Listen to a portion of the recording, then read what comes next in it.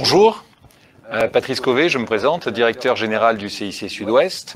Je suis très heureux de vous accueillir alors par écran interposé compte tenu de la période, mais en présence du bâtonnier de l'Ordre des avocats du barreau de Bordeaux pour cette première rencontre que nous avons dénommée le Club des experts. Le CIC Sud-Ouest et le barreau de Bordeaux ont souhaité s'associer pour mettre au service des acteurs économiques de la Gironde des temps réguliers dans le cadre de ce club des experts, de façon à pouvoir communiquer et répondre aux questions sur ces sujets précis et apporter un éclairage au travers donc des experts qui sont présents aujourd'hui à côté de nous sur les sujets qui vous intéressent. Donc c'est une première que nous sommes heureux de partager aujourd'hui. Nous accueillons ici au siège social du CIC Sud-Ouest à Bordeaux. Et puis, nous allons consacrer une heure à travers ces échanges. Et je vais laisser la parole à monsieur le bâtonnier en rappelant que nous avons choisi de communiquer autour des lois de finances rectificatives 2020.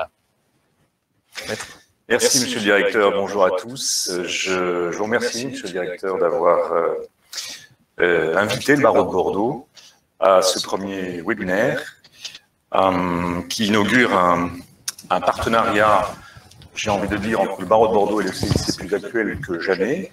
Nous avons un partenariat historique, mais nous avons également un partenariat d'actualité et pour cause dans l'accompagnement des entreprises, notamment dans l'accompagnement des petites et moyennes entreprises qui souffrent en ce moment des difficultés que l'on connaît. Et nous nous sommes dit pourquoi accompagner les PME, c'est parce que, outre la crise du Covid que nous connaissons, la réglementation en matière juridique, financière, fiscale, est de plus en plus complexe, au point qu'elle est parfois difficilement lisible. Je crois, nous croyons tous les deux, qu'il est nécessaire d'accompagner sur le long terme les entrepreneurs. C'est la raison pour laquelle nous inaugurons aujourd'hui la première édition du Club des experts, qui sera une édition trimestrielle, je crois qu'on peut le dire. Tout à fait.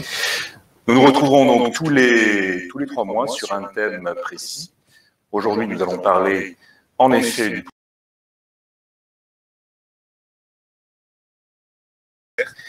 qui vont vous parler du thème que j'ai à peine effleuré, à savoir Maître Emmanuel Rejoimbault et Maître Frédéric Collasson, qui sont 2 spécialistes de la question, qui sont 2 membres du barreau de Bordeaux et de l'Institut du droit des affaires du barreau de Bordeaux. Ce sont 2 membres du barreau d'affaires. Et je veux vous dire, c'est mon rôle aussi aujourd'hui, que le barreau dont j'ai la charge rassemble un peu moins de 1800 avocats, dont bon nombre sont spécialistes de l'entreprise. Ça veut dire quoi ? Ça veut dire des spécialistes du droit des sociétés, ça veut dire des spécialistes du droit fiscal, ça veut dire des spécialistes du droit du patrimoine, ça veut dire aussi des spécialistes du droit du travail. Comment est-ce que je rédige une fiche de poste, par exemple? Comment est-ce que je rédige une fiche de paie? C'est ça le droit de l'entreprise. Et j'ai envie de vous dire, pour clore mon propos introductif, que je voudrais délivrer, avant de laisser la parole aux experts, 2 messages. Le premier consiste à vous dire qu'il est, je crois, de votre intérêt, à tous, de vous faire accompagner sur le long terme par les avocats. Et la deuxième observation qui rejoint en fait la première, c'est que il est de votre intérêt, je crois, d'avoir recours au service d'un avocat pour éviter le procès. Parce que, de plus en plus, l'encombrement des juridictions et le manque criant de moyens de la justice, qui ne changera pas, je vous le dis, avec la nomination de M. Dupond-Moretti, il fait ce qu'il peut, mais il ne peut pas faire des miracles. Cet encombrement de la justice fait que la valeur de l'avocat aujourd'hui, c'est aussi de vous permettre d'éviter un procès. Et je crois qu'il est de l'intérêt de tous, y compris les entrepreneurs, de demander une consultation quand on n'est pas sûr de la rédaction d'une clause, ou quand on n'est pas sûr de la rédaction d'un contrat de travail, consultation qui vous coûtera 150 €. Il vaut mieux faire ça que de se faire condamner au prud'homme et de devoir verser à un salarié 50 000 € parce qu'on n'aura pas fait valider tel contrat. Voilà les deux petites remarques finales que je souhaitais formuler. Merci encore, monsieur le directeur, et vive le Club des experts. Nous sommes ravis de vous accueillir. Merci.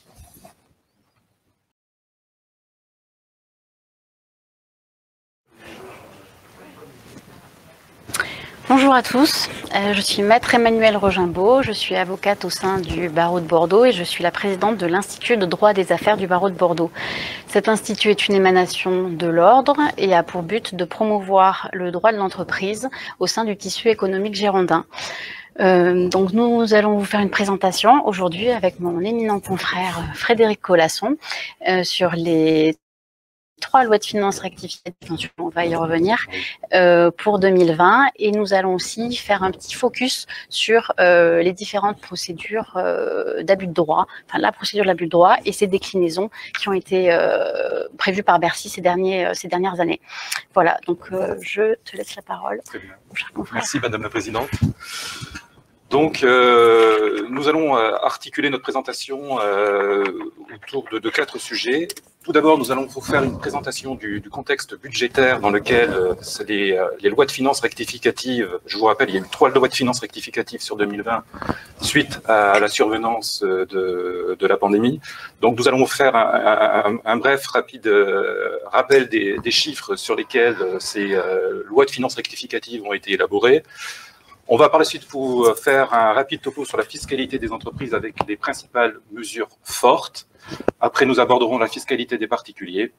Et enfin, dans la fin de notre intervention, nous vous présenterons toutes les dernières mesures concernant le contrôle fiscal et notamment le contrôle fiscal sur tous les schémas dits abusifs où il y a eu pas mal de nouveautés. Donc, je vais commencer tout simplement à vous présenter le contexte budgétaire que vous pouvez plus ou moins connaître. Sachez que la prévision de croissance pour 2020 est évaluée à moins 10% et que le projet de loi de finances qui est actuellement débattu, alors non pas devant le Parlement, mais devant la Commission des finances, ce projet de loi de finances pour 2021 prévoit une croissance de 8%. Alors, bon, à condition qu'il n'y ait pas de reconfinement, hein, c'est un petit peu la question que tout le monde se pose. Les prévisions de déficit public, alors vous pouvez voir dans les slides, le support que nous vous avons communiqué, l'évolution des prévisions de déficit public sur lesquelles se sont basées les différentes lois de finances. Alors, vous voyez que pour la première loi de finances, pour la loi de finances initiale pour 2020, on prévoyait un déficit public de 2,2%. On était dans les critères de Maastricht. Et puis, survient la Covid. Donc, première loi de finances rectificative qui se base sur une prévision de déficit public de 3,9%. Deuxième loi de finances rectificative du 25 avril 2020 qui prévoit des déficits publics s'élevant à 9,1%. On est largement au-delà des critères de Maastricht, de 3%. Et enfin, troisième loi de finances rectificative du 23 juillet 2020, qui cette fois-ci prévoit des déficits publics s'élevant à 11,5% du PIB. Bon, ce sont des chiffres estimatifs. On verra malheureusement les chiffres définitifs à la fin de l'année. Autre paramètre important de ce contexte budgétaire, la prévision de la dette de l'État. Alors, sachez qu'au 31/12/2019, la dette de l'État s'est levée déjà à un montant important de 98,1%. Et qu'on s'attend, après la crise que nous traversons à l'heure actuelle, à un endettement de l'État qui s'élèverait entre 120 et 125% du produit intérieur brut. Bon, ce sont des chiffres qui nous paraissent énormes, mais je viens d'apprendre qu'au Japon, ils sont de l'ordre à 240 à 250% d'endettement public par rapport au PIB. J'ai retenu également une grande inquiétude de la part du président de la Cour des comptes, monsieur Pierre Moscovici, qui, en résumé, nous dit que l'endettement sur les quelques derniers mois est équivalent à l'endettement de la France sur les 10 dernières années, et que sur depuis le début de la pandémie, on peut évaluer un endettement par habitant en France de l'ordre de 6 500 € d'un coup. Donc cela donne une ampleur de la situation actuelle qui est quand même assez, si on peut le dire, sérieuse, bon, mais on espère quand même tous que l'économie reparte. Alors la question avec tout cela, tous ces chiffres budgétaires qui sont vraiment sont pas bons, la première question qui se pose inévitablement, c'est faut-il augmenter les impôts? Alors, c'est pas la direction que semble prendre le gouvernement, et on va vous présenter justement les différentes mesures, on va dire, d'allègement fiscal qui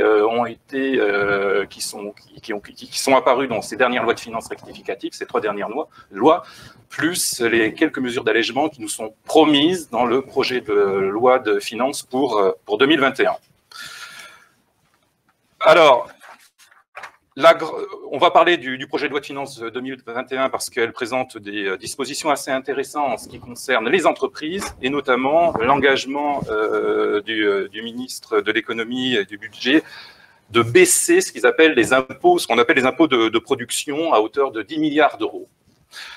Alors, les principales mesures annoncées pour les entreprises, je vais vous les présenter brièvement. Il y a différents dispositifs qui ont été établis pour favoriser en fait la comptabilité des entreprises et notamment les capitaux propres, puisque on s'attend tous à ce que les capitaux propres des entreprises soient profondément dégradés, avec évidemment des résultats qui se traduiront par des pertes énormes. Donc, pour anticiper cela, divers dispositifs ont été prévus pour essayer d'améliorer, de renforcer les fonds propres des entreprises. La première mesure qui avait existé il y a bien longtemps, c'est un projet de réévaluation libre des immobilisations corporelles et financières avec étalement de l'impôt sur 5 ou 15 ans selon la nature de l'actif. Alors, en effet, cette mesure de réévaluation libre des immobilisations corporelles et financières, j'entends bien, ce sont des mesures qui va permettre aux entreprises de réévaluer le prix de revient de leurs immobilisations en fonction de leur valeur actuelle, à condition que ces prix de revient soient supérieurs évidemment à la valeur d'origine. Et cette réévaluation se traduit donc par une hausse du résultat comptable et inévitablement par une hausse du résultat fiscal. Et pour éviter un à-coup fiscal trop important, on prévoit qu'un étalement de cette hausse du résultat fiscal sur 5 ans, en ce qui concerne la plupart des immobilisations corporelles et financières, et 15 ans. Les 15 ans, c'est lorsqu'on réévaluera notamment des actifs immobiliers. Alors, est-ce que c'est une bonne mesure? Oui, je pense que cette mesure se traduira notamment pour les entreprises qui ont des pertes importantes et qui ont des capitaux propres profondément dégradés. Cette réévaluation ne se traduira pas forcément par une hausse d'impôts importante, parce que les capitaux propres sont dégradés, tout simplement. Autre mesure importante, et celle-ci, je pense, c'est surtout pour favoriser la trésorerie des entreprises, c'est une mesure de cession bail ou opération qu'on traduit également en anglais leaseback d'un immeuble, c'est-à-dire qu'une entreprise est propriétaire de son immeuble, elle a besoin de trésorerie, que fait-elle? Eh bien, elle va le céder à un organisme financier, à un organisme bancaire, et en même temps que cette cession, il y aura un crédit bail qui sera conclu entre l'organisme bancaire et l'entreprise. Alors, cette cession, évidemment, en matière comptable et surtout fiscale, cession d'un actif immobilier se traduit inévitablement par une plus-value. Et le gouvernement l'a bien compris en disant cette plus-value, on va vous permettre d'étaler son imposition en général sur une quinzaine d'années, c'est-à-dire sur la durée du contrat de crédit bail normal. Ce sont les formes de contrats de crédit bail qui sont proposées par les établissements bancaires pour financer ce genre d'opération. Autre mesure importante, cette fois-ci, concernant toujours la baisse des impôts de production, c'est la réduction du taux d'imposition de la CVAE, la contribution sur la valeur ajoutée des entreprises, qui est une composante de la contribution économique territoriale. Alors là, il y a un gros travail qui a été fait, c'est-à-dire qu'on a réduit, on a réduit le taux d'imposition de moitié.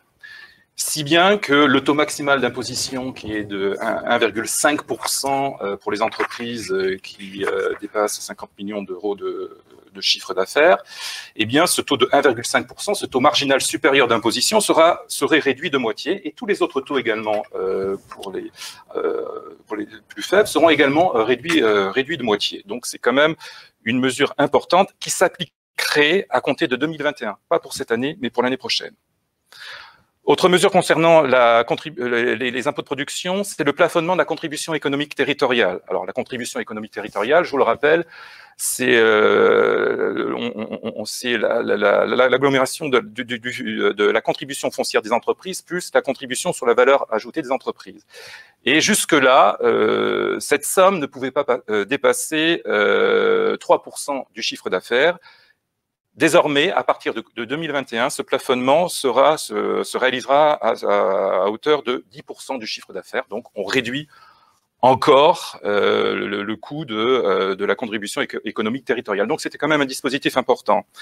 Et à cela, on voit donc une réduction des taux, mais également, il y aura une refonte assez importante en ce qui concerne l'évaluation de la valeur locative des établissements industriels. C'est un serpent de mer que je connais depuis que j'ai commencé ce métier. C'est-à-dire que pour les établissements industriels, sachez que la valeur locative, qui sert de base pour la taxe foncière et la cotisation foncière des entreprises, cette valorisation se fait selon ce qu'on appelle une méthode comptable, et que cette méthode comptable s'appuie en fait sur une valorisation retenue par rapport au prix de revient des actifs immobiliers de l'entreprise, sol, terrain, construction et installation foncière, pardon. Sachez que la valeur locative est calculée sur le prix de revient multiplié par 8%, et que dorénavant, à partir de 2021, la taxe foncière comme la CFE seront calculées sur le prix de revient des actifs immobiliers, mais non pas multiplié par 8%, mais par 4%. Donc, réduction des taux d'imposition, réduction de l'assiette, la contribution économique territoriale, normalement, à partir de 2021, va sensiblement être réduite. Donc, une bonne nouvelle pour les entreprises. Et enfin, en ce qui concerne toujours les impôts de production, sachez que le projet de loi de finances pour 2021 est actuellement débattu devant la commission des finances et qu'il y a un amendement qui a été déposé récemment. Alors, est-ce qu'il sera retenu par le gouvernement ou pas? On ne le sait pas encore. Et cet amendement propose une extension du taux réduit de 15% pour les entreprises dont le chiffre d'affaires est inférieur à 10 millions d'euros, alors qu'actuellement, le taux de 15% est retenu que pour les entreprises dont le chiffre d'affaires est inférieur à 7 630 000 euros. Continuons sur la fiscalité des entreprises et des dispositions intéressantes. Alors cette fois-ci, on revient en arrière. C'est la troisième loi de finances rectificative, je pense, qui a prévu un dispositif de remboursement anticipé des créances de report en arrière des déficits. Toujours pour soulager la trésorerie des entreprises. Alors qu'est-ce que c'est ce dispositif? Alors, je rappelle brièvement le dispositif. C'est une créance de report en arrière des déficits, c'est-à-dire que j'ai un exercice cette année qui est pas bon. Par contre, l'exercice 2019 a été bon. J'ai payé de l'impôt dessus. Eh bien, grâce à ce dispositif, je vais pouvoir imputer mon résultat de cette année qui est mauvais sur une partie de mon résultat de l'exercice précédent qui, lui, a été taxé et qui a donné lieu à prélèvement d'impôt. Et par ce dispositif, sans rentrer dans les détails, je calcule une créance de carry-back ou de report en arrière des déficits que je peux imputer sur l'impôt que j'ai à payer sur les 5 années suivantes. Bon. Évidemment, si sur les 5 années suivantes, malheureusement, je ne fais pas de résultat, cette créance de carry-back j'en ferai une demande de restitution, me sera restituée par le Trésor public. Alors, quelle est la nouveauté cette année? C'est que les entreprises qui avaient actuellement des stocks de crédits, de créances de carry-back et qui attendaient l'expiration du délai de 5 ans pour obtenir la restitution. Alors, ça concerne notamment les carry-back qui ont été calculés sur les exercices de 2015. Ces entreprises-là pourront obtenir un remboursement anticipé, n'auront pas à attendre l'expiration du délai de 5 ans pour obtenir le remboursement par l'État de leurs créances de report en arrière des déficits. Et mieux encore, c'est que si cette année, je calcule une créance de report en arrière des déficits parce que j'ai un mauvais résultat sur cette année, je pourrais, lorsque je déposerai ma liasse fiscale pour 2020, obtenir immédiatement le remboursement de ma créance de carry-back sans avoir à attendre ce délai de 5 ans. Tout ça encore pour soulager la trésorerie des entreprises. Dispositif important également dont tout le monde a entendu parler, et la presse en a fait un large écho, c'est le dispositif exceptionnel de déduction des abandons de loyer qui a été voté à l'occasion de la deuxième loi de finances rectificative. Dispositif qui n'est que momentané, puisqu'il s'appliquerait pour les abandons de loyer consentis entre le 15 avril et le 31 décembre 2020. On connaît tous cette situation des entreprises qui ne sont plus en mesure de payer leur loyer par rapport aux propriétaires bailleurs. Alors, donc, pour inciter donc les propriétaires bailleurs, les encourager à jouer le jeu et à renoncer à une partie de leurs recettes, on leur permet de déduire les abandons de loyer qu'ils consentiraient aux entreprises locataires. Chose qui est totalement exceptionnelle en matière fiscale, puisque la déduction des abandons de créances répond souvent à des critères très stricts et que le gouvernement a voulu étendre ce dispositif de déduction des abandons de créances aux abandons de loyer, ce qui est quand même un dispositif très favorable aux entreprises locataires. Sachez que lorsque le bailleur est une personne physique ou une société civile relevant de l'impôt sur le revenu, pareil, le fait d'abandonner ses loyers et de renoncer à des recettes, le fait que cette renonciation à recettes n'est pas taxée, et sans que la déductibilité des charges afférentes à la location, c'est-à-dire les travaux, les intérêts d'emprunt et les autres charges de propriété, ne soient remises en cause par l'administration fiscale. Donc on fait tout pour ne pas trop pénaliser les propriétaires bailleurs qui jouent le jeu et qui voient que leurs locataires sont en difficulté et ne sont pas en mesure de payer leur loyer. Voilà, on va passer au thème de la fiscalité des particuliers. Merci beaucoup Frédéric.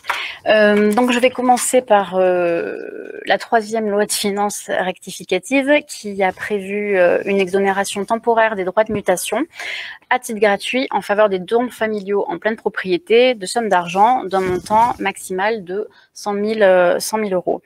Alors, ces sommes-là, pour être exonérées, doivent être affectées de 3 manières différentes. Donc, dans des travaux de rénovation énergétique. Donc, c'est ce qu'on appelle la prime rénov qui est parue dans la loi de finances pour 2019.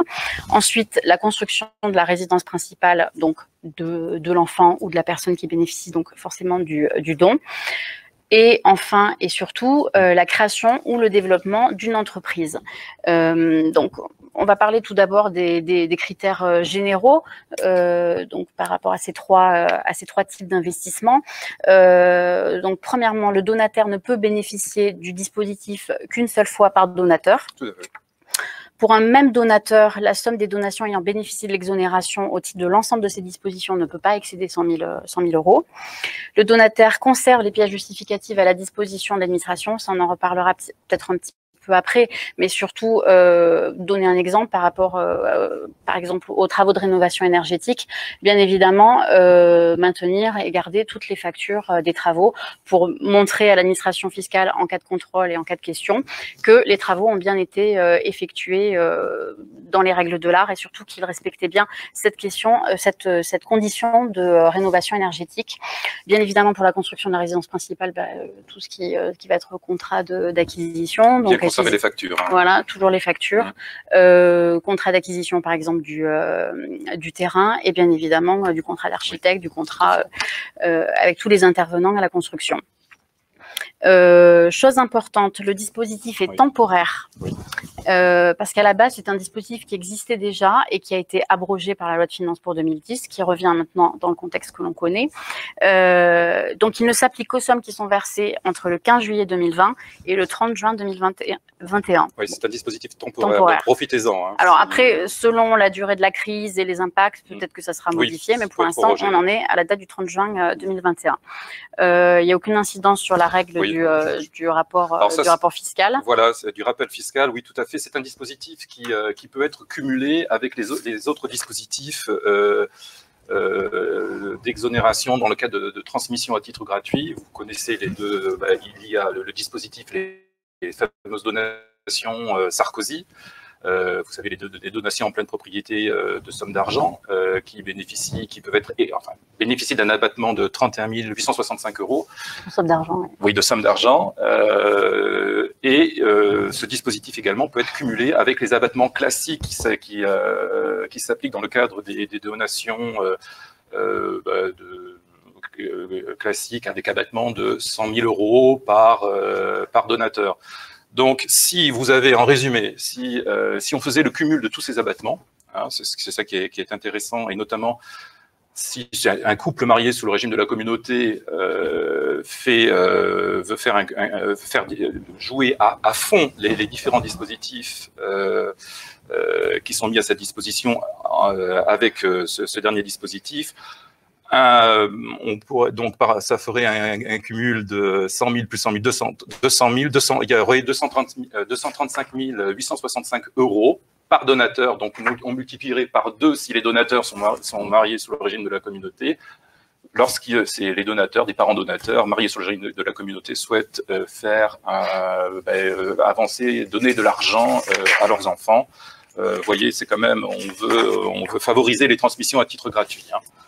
Donc, en ce qui concerne la création ou le développement d'une entreprise, donc dans cette perspective, quelques conditions quand même à respecter, quelques précisions à apporter. Déjà, en ce qui concerne l'entreprise ou la société, on doit être en phase de création ou de développement. Donc, ce qui veut dire que l'investissement intervient soit au moment de la création, par exemple, une souscription au capital initial de la société, soit au cours des 5 premières années de vie de la société, des souscriptions en augmentation de capital, par exemple. Autre critère par rapport à cette société ou cette entreprise, elle doit avoir une activité opérationnelle et non pas patrimoniale. Donc ça, c'est extrêmement important. Elle doit avoir moins de 50 salariés et un chiffre d'affaires ou un total de bilan inférieur à 10 millions d'euros et être situé, son siège social doit être situé en France ou alors sur le territoire de l'Union européenne, de l'espace économique européen ou d'un État ayant conclu avec la France une convention d'assistance administrative en vue de lutter contre la fraude fiscale et l'évasion fiscale. La société ou l'entreprise, on va plutôt parler de société, ne doit pas avoir distribué encore de dividendes et elle ne doit pas être issue d'une concentration. Oui, ça doit être une nouvelle entreprise. Donc voilà. Notre question vraiment de nouvelle entreprise. Et en ce qui concerne la direction de l'entreprise, elle doit être effectuée, assurée par le donataire, donc celui qui reçoit la somme d'argent, les 100 000 € maximum. Le donataire donc doit exercer pendant une durée minimale de 3 ans à compter de la souscription son activité professionnelle dans la structure, notamment si elle est à l'IR et si elle est à l'impôt sur les sociétés. Il doit de surcroît exercer une fonction de direction, donc président par exemple d'une SAS ou directeur général, président du conseil de surveillance ou membre du directoire. Tout à fait. Voilà, donc ça, c'est ce qu'on pouvait dire sur ce régime. Autre chose, en ce qui concerne la fiscalité des particuliers, on a un dispositif qui devait s'arrêter au 30 juin 2020 et qui a été maintenu. C'est la prime exceptionnelle de pouvoir d'achat. Donc l'engagement de notre président. Oui, c'est ça. Avec notamment un assouplissement des conditions. Donc, versement par l'employeur d'une prime exceptionnelle de pouvoir d'achat exonérée d'impôt sur le revenu, de contribution et de cotisation de contribution sociale dans la limite de 1 000 € par bénéficiaire, ou porté à 2 000 € si l'employeur met en œuvre un accord d'intéressement. Oui. Et c'est là où il y a l'assouplissement, parce qu'avant, l'accord d'intéressement était obligatoire, oui, et maintenant, ça ne l'est pas. Donc, oui, on a quand même cette possibilité, cette largesse, on va dire, de l'État. Et donc, la date limite de versement de cette prime exceptionnelle est repoussée du 31 août 2020 au 31 décembre 2020. Oui, alors je rajoute que la prime exceptionnelle de pouvoir d'achat, elle est exonérée d'impôt sur le revenu en ce qui concerne donc, le bénéficiaire de cette prime, de cotisation et contribution sociale à la fois pour le bénéficiaire et à la fois pour l'employeur. Vraiment, c'est une exonération totale des deux côtés. Et dernier point, en ce qui concerne la fiscalité des particuliers, la possibilité donc de débloquer de manière anticipée l'épargne retraite des indépendants. Donc là aussi, une aide supplémentaire pour les indépendants qui ont beaucoup souffert, enfin qui souffrent toujours beaucoup de la crise sanitaire actuelle. Donc un petit coup de pouce supplémentaire, on va dire. Donc aide supplémentaire qui est destinée aux travailleurs indépendants et aux dirigeants de TPE-PME. Les contrats qui sont concernés sont les contrats Madelin agricole et les plans d'épargne retraite individuels. Oui, nouveau plan d'épargne retraite créé par la loi Pacte, voilà, donc assez récent. Plusieurs conditions à respecter. La demande complète doit être formulée avant le 31 décembre de cette année, donc 2020. Le demandeur doit avoir le statut de travailleur indépendant, travailleur non salarié, et le montant total du déblocage, enfin des sommes rachetées ou retirées, ne doit pas excéder 8 000 €. Alors, attention, parce qu'il y a quand même un bémol, voilà, c'est que l'exonération des sommes débloquées, elle ne porte pas sur 8 000 €, elle porte seulement sur 2 000 €. Voilà le piège. Oui, voilà. Donc, assujettissement des prélèvements sociaux sur ces montants-là, parce que voilà, c'est vraiment une exonération d'impôt sur le revenu et non pas de cotisation sociale. Voilà, la déduction du résultat imposable ou du revenu net global au titre des versements effectués dans les contrats Madelin ou sur Perrin sera réduite du montant des sommes débloquées. Voilà, on ferme la parenthèse, le thème principal de la loi de finances rectificative pour maintenant évoquer l'abus de droit et ses nombreuses déclinaisons depuis quelques années. Tout à fait. Je te laisse débuter. Allez, on y va. Alors, on a voulu faire cet aparté dans cette présentation parce que l'administration fiscale, sur ces dernières années, s'est dotée de nouveaux outils pour sanctionner, pour condamner tous les schémas dits abusifs. Vous savez, maintenant, la France a été obligée d'intégrer dans sa propre législation, de transposer différentes directives communautaires qui ont été élaborées pour lutter contre la fraude fiscale, l'évasion fiscale. Alors, jusque-là, l'administration fiscale, pour lutter contre tous les schémas abusifs, utilisait une procédure, la procédure que beaucoup d'entre nous connaissons, qui est la procédure de l'abus de droit, dont je vais vous rappeler brièvement la définition. C'est l'abus de droit, la procédure de l'abus de droit, c'est la possibilité pour le fisc d'écarter comme ne lui étant pas opposables les actes qui ont un caractère fictif ou qui ont pour motif exclusif d'éluder ou de diminuer les charges fiscales lui redevables et de violation des objectifs poursuivis par les auteurs des textes. Alors, cette procédure de l'abus de droit que tout le monde connaît, je vous en rappelle brièvement le fonctionnement. Alors, on va essayer de ne pas être trop technique, mais peut être sanctionné au titre de l'abus de droit les actes qui ont un caractère fictif. Alors, qu'est-ce que ça veut dire? Avoir un caractère fictif, c'est une fictivité juridique. Et un exemple simple, ce sont les donations déguisées. Je vends un bien immobilier à un prix très très faible. pour éviter de payer des droits de mutation à titre gratuit importants. Je préfère la vente. Bien évidemment, l'administration fiscale, souvent, quand elle verra le prix de vente, s'interrogera et dira non, ce n'est pas une vente, c'est faux, le prix de vente est faible, c'est une donation. Donc, je requalifie l'opération et je dis que c'est une vente et j'appelle une donation, pardon, et j'appelle les droits d'enregistrement qui vont avec. Sont également sanctionnés au titre de la procédure de l'abus de droit les actes qui ont pour motif exclusif, et là j'insiste sur le mot exclusif, d'éluder ou de diminuer les charges fiscales du redevable.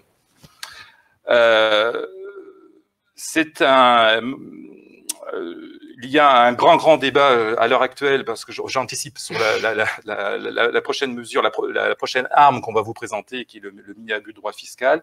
C'est-à-dire que l'administration fiscale ne pouvait nous sanctionner au titre de l'abus de droit que dès lors qu'elle établissait que le contribuable avait eu pour motif exclusif, j'insiste, d'éluder ou de diminuer ses charges fiscales, en violation des objectifs poursuivis par les auteurs des textes. C'est-à-dire qu'il fallait vraiment que la charge de la preuve pesait sur l'administration fiscale pour démontrer que la contribuable avait comme seul but exclusif, et non pas comme but principal, ce que nous allons voir par la suite, d'utiliser un dispositif fiscal en sa faveur, mais contraire à l'objectif poursuivi par les auteurs de textes. La procédure de l'abus de droit telle que nous la connaissons conduisait, lorsque l'abus de droit était reconnu, à des pénalités qui sont relativement élevées, c'est-à-dire qu'elles pouvaient aller de 40% jusqu'à 80%. Et je vous rappelle que si l'abus de droit était reconnu dans un montage, était condamné à une pénalité, donc au rappel d'impôt plus la majoration, une pénalité de 80%, l'instigateur du montage fiscal, et que ceux qui en avaient bénéficié de manière indirecte, mais qui n'étaient pas à l'origine du montage, eux pouvaient être condamnés au rappel de l'impôt plus une majoration de 40%. Mais la procédure de l'abus de droit classique a été complétée par un nouveau dispositif qui, on ne va pas vous le cacher, nous rend un peu plus perplexes et vient compléter notamment cette procédure de l'abus de droit dit classique. Merci Frédéric. Donc il s'agit de la procédure du mini-abus de droit fiscal issu de la loi de finances pour 2019 et qui vient donc compléter la procédure de l'abus de droit. Donc grâce, on va dire, à cette nouvelle théorie du mini-abus de droit, le fisc a la possibilité d'écarter, comme ne lui étant pas opposable, les actes qui ont un motif, qui ont pour motif principal et non plus exclusif, voilà, d'éluder ou de diminuer la charge fiscale du redevable. La sémantique n'est plus la même et ça, a son importance. Extrêmement importante. Donc on y reviendra tout à l'heure.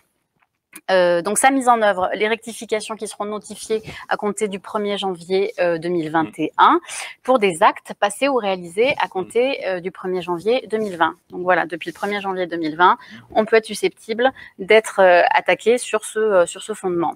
Pourquoi ça nous inquiète, ce dispositif? Alors pourquoi ça nous inquiète? Parce que justement, la sémantique est importante. Avant, on avait cette possibilité d'être plus large en fait sur cette question de but exclusivement fiscal et d'être plus à même de présenter des choses fiscalement, on va dire, intéressantes, voilà, d'un point de vue fiscal. Maintenant, il va vraiment falloir faire très très attention et prévoir toujours une substance économique importante, principale, et qui va bien au-delà en fait de l'intérêt fiscal.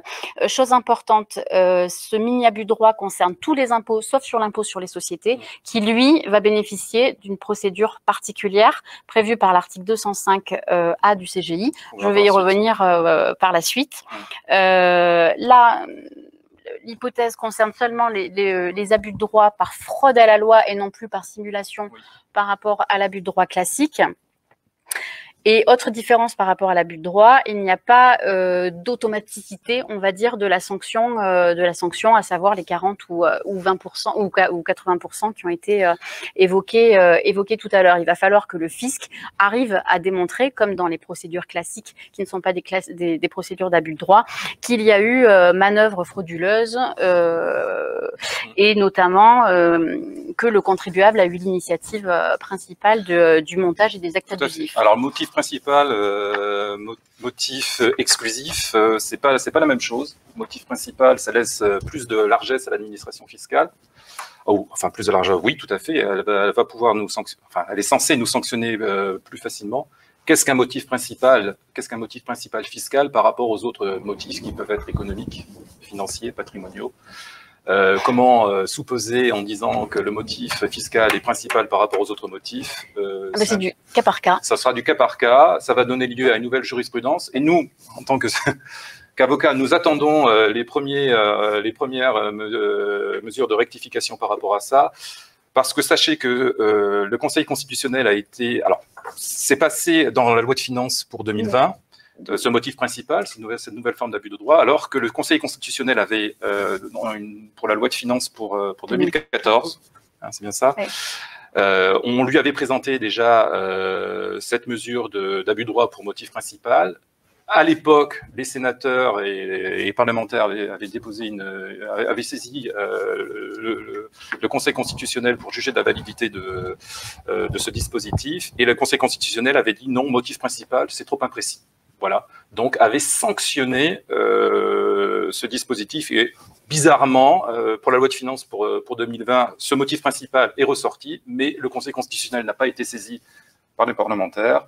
Ça restera à l'occasion je pense, d'un contentieux. Ce sera un confrère qui saisira le Conseil constitutionnel par le biais de la question prioritaire de constitutionnalité pour juger de la validité juridique de ce motif principal. Et c'est même un double tranchant pour l'administration fiscale, dans le sens où aujourd'hui, les inspecteurs ne sont pas forcément très à l'aise avec cette notion-là, voilà, parce qu'ils savent qu'il y a toujours un risque d'être retoqué par le juge en cas de réclamation, puis de contestation devant le juge de l'impôt. Après, chose importante quand même, on attendait avec impatience la doctrine administrative qui donne, en fait, suite à la promulgation de la loi, un éclairage pratique de la vision, en fait, de la loi et de ce qui va être mis en place par l'administration fiscale. L'administration a bien précisé que les montages qui se voulaient déjà être, enfin pas les montages, mais les schémas qui étaient encouragés par Bercy avec une incitation fiscale n'étaient bien évidemment pas mis en cause, parce que notamment beaucoup de confrères et même aussi des notaires avaient cette crainte en ce qui concerne les démembrements de propriété. Voilà, donc c'est ça. Par rapport à ce nouvel abus de droit fiscal, et finalement, Bercy a dit que non, qu'il voulait au contraire favoriser ce genre de schéma pour transmettre les patrimoines d'une génération à l'autre. Voilà, et notamment tout ce qui était donation temporaire d'usufruit, parce qu'il y avait une problématique avec l'IFI. Donc l'IFI, qu'est-ce que c'est? C'est la nouvelle version de l'impôt sur la fortune, mais c'est l'impôt sur la fortune immobilière.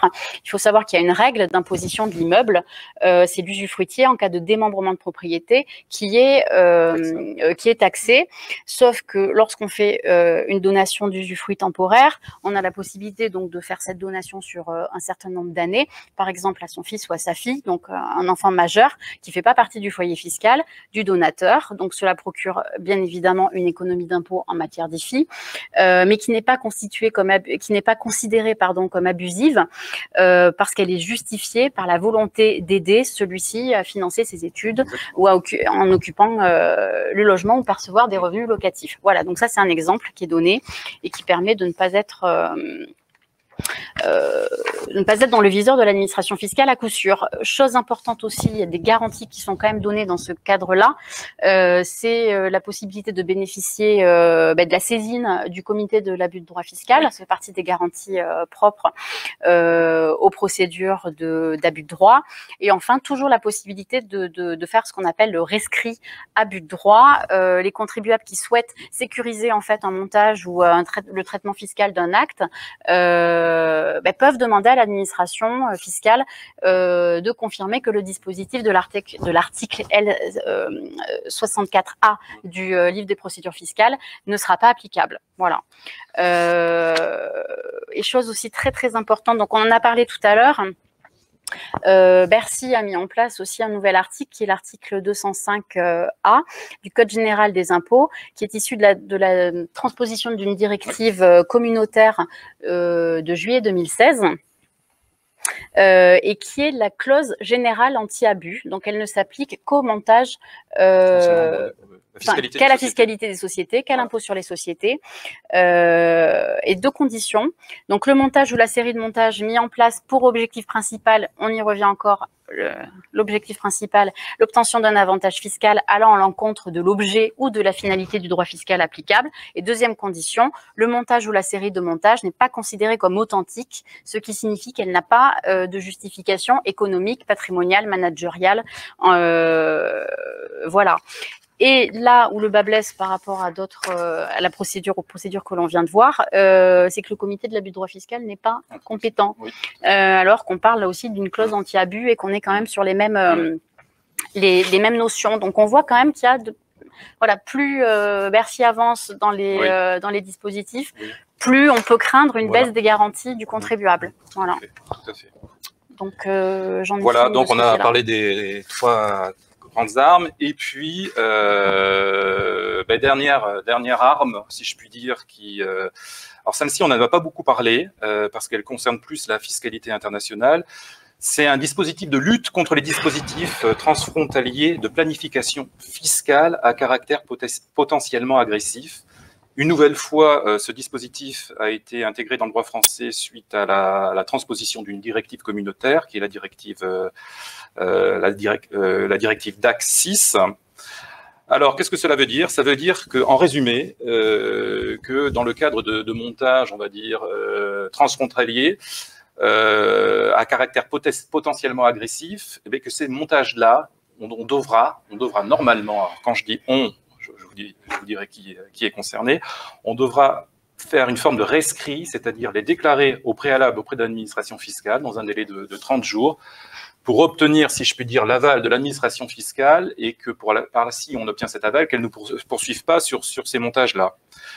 Alors, quelles seront les personnes assujetties à cette obligation de déclaration? Eh bien, ce seront les avocats, les notaires, les experts comptables et également les établissements financiers. Et évidemment, le contribuable qui sera à la base de ce montage fiscal à caractère potentiellement agressif. Ce montage est à déclarer à l'administration fiscale. C'est une forme de rescrit. Voilà, l'administration fiscale, moi, le fils, je vous informe que j'envisage de faire tel montage. Donc, je vous le déclare dans les 30 jours. L'administration est en droit de dire si c'est un montage à potentiel agressif ou pas. Si elle décide de dire non, c'est pas du tout agressif, très bien. Si elle dit c'est agressif, normalement, vous êtes censé abandonner, ne pas faire ce montage. Si vous ne faites pas cette déclaration, vous êtes astreint à une amende de 10 000 € si l'administration fiscale le découvre. Bon, je trouve que c'est une amende n'est pas très élevée par rapport à l'ampleur fiscale et financière des montages transfrontaliers. Bon, c'est on va dire un moindre mal. Ce dispositif, compte tenu de la pandémie, on a retardé la mise en application de ce nouveau dispositif anti-abus. Nous attendons la date, je crois que ce sera en fin d'année. Voilà ce qu'on peut vous dire sur tout le panel, la panoplie des armes anti-abus qui sont maintenant entre les mains de l'administration fiscale qui ne dispose plus car avant on ne disposait que de la procédure de l'abus de droit classique. Voilà. Présentation, est-ce que tu as des choses à rajouter? C'est bon pour moi, je te Voilà, remercie. si vous avez des questions, n'hésitez pas. Eh bien, oui, merci pour cette présentation. Donc, on a une première question de Fabrice. Est-ce que les 100 K € donnés pour une société ont des critères de dépenses, par exemple uniquement pour payer ceci ou cela? Alors oui, puisqu'on l'a bien précisé, il y a en fait trois types de dépenses qui sont concernés. Oui, Donc, pour les entreprises. Donc les entreprises, Oui. donc on l'a précisé. Donc par exemple pour une entreprise, enfin une société, c'est la souscription qui est faite au capital initial ou lors des augmentations de capital. Donc c'est vraiment des prises de participation financière dans les entreprises, dans les sociétés. Et en ce qui concerne par exemple les deux autres cas de figure, ce sont donc la construction de la résidence principale. Donc, il faut que ça soit la résidence principale, donc la personne y réside. Oui. Et troisième type de dépense, les travaux de rénovation énergétique. Et là encore, il faut respecter. Alors, tous les travaux ne sont pas éligibles en fait à cette donation. Donc, je vais vous donner un exemple. Hop. C'est ici. Donc, ce sont les travaux et dépenses éligibles à la prime prévue au 2 de l'article 15 de la loi du 28 décembre 2019, donc la loi de finances pour 2020, et réalisés en faveur de la rénovation énergétique du logement dont il est propriétaire et qui l'affecte à son habitation principale. Donc, il faut en fait se référer à cette loi pour vérifier quelle est la liste des travaux qui sont éligibles. Et dans cette hypothèse, le don à hauteur de 100 000 € maximum peut être utilisé dans ce cadre-là. Alors, une autre question de Guillaume. Lors de l'examen du PLF en première lecture, à l'Assemblée nationale, les députés ont décidé de renforcer le dispositif des dons familiaux en portant le plafond de l'abattement de 100 000 € à 200 000 €. Oui. Vous confirmez? Oui, mais alors on est devant la commission des finances. Alors, donc, il va y avoir différents amendements proposés parlementaires, différents parlementaires sur le projet de loi de finances. Je ne suis pas sûr que le gouvernement retienne cet amendement. Hein. Pour l'instant, c'est prématuré pour vous dire que cet amendement sera définitivement adopté ou pas. Alors, Fabrice a bien compris ce que vous avez donné dans la réponse à sa question, mais dans le cadre de la création ou le développement d'une société, qu'est-ce que c'est que précisément un développement, l'achat d'un bien, d'un concurrent, des dépenses d'équipement, un remboursement d'emprunt? Oui. Alors, voilà. Alors, les questions sont bonnes. On attend, on n'a pas eu encore les commentaires de l'administration fiscale par rapport à ça. Nous sommes dans l'attente. Après, les investissements, je pense que ce sont des investissements directs au capital et non pas des avances en fonds propres. Il faudra vraiment capitaliser. Il faudra que ces sommes constituent des fonds propres. Hein. Alors, une autre question de Fanny. Est-ce que la baisse de taux de la contribution économique territoriale de 8 à 4% laisse présager des baisses futures, voire une suppression? Suppression, je ne m'avancerai pas jusque-là, mais ça va faire quand même une sacrée économie en matière de contribution économique territoriale. Les taux baissent, sont réduits de moitié. Les bases vont être révisées également à la baisse. Donc, on peut s'attendre à de bonnes surprises à compter de 2021, parce que ce dispositif n'entre en vigueur qu'en 2021. Alors, Isabelle nous demande construction uniquement ou achat d'une habitation ancienne? Non, il faut. C'est construction. Construction. Hein. Construction. Ouais. Ensuite, pourquoi tout simplement, pourquoi? Parce qu'on veut relancer le secteur du bâtiment aussi. Et deux choses, voilà. Et en plus, on est quand même dans une perspective aussi de développement durable. Et voilà, sur de la construction. Alors, il y a le pan rénov avec les travaux de rénovation, ça on l'a vu. Et vraiment sur la construction, c'est aussi pour avoir des habitats qui soient conformes aux normes écologiques. Alors, Asmae nous demande, est-ce que concernant le report du déficit, cela concerne les sociétés qui auront un déficit sur l'année 2020 ou juste une baisse du résultat? Non, il faut un déficit. La créance de report en arrière de créance de carryback, je répète, j'avais évoqué le dispositif, je suis en perte, Cette année, j'ai un exercice 2020 en perte, vu le contexte. Sur l'exercice précédent, j'étais en plus, j'avais du bénéfice, un bénéfice fiscal. Il faut vraiment que j'impute cette perte sur mon bénéfice fiscal de l'exercice antérieur pour avoir ma créance de carryback, dont je pourrais demander le remboursement dès le dépôt de ma liasse fiscale, du résultat afférent à l'exercice 2020. Et je n'ai plus à attendre le délai de 5 ans. Voilà. Alors, une dernière question on nous demande si le diaporama que vous avez présenté pourra être utilisé par les participants. Voilà. Oui. On n'a pas de copyright? Non, pas du tout. Donc, voilà, on le diffusera. Dans ces cas-là, on le diffusera donc en PDF aux personnes qui le demanderont. D'accord. Voilà, et apparemment, les réponses, les personnes qui ont posé les questions vous remercient et vous avez répondu à leurs questions puisqu'ils vous envoient des petits signes. Donc, je pense que nous allons conclure. Nous vous remercions tous de votre participation, à la fois pour nos intervenants qui ont fait cette performance sur un sujet qui, on le voit, est quand même assez complexe. Et puis, on remercie également tous les participants qui étaient en ligne et qui vous ont écouté. Alors, attendez, on me demande, il y a peut-être une question nouvelle, non? C'est bon. Du coup, voilà, juste avant de terminer. Donc, nous allons conclure cette première session du Club des experts qui aura une prochaine édition, je pense, en janvier. On verra sur quel thème l'actualité donne. Ce sera la loi de finances à nouveau. Voilà, donc c'est tout vu. C'est tout vu. Donc, à très bientôt et merci encore à tous. Merci à vous. Merci, à bientôt, au revoir. Au revoir.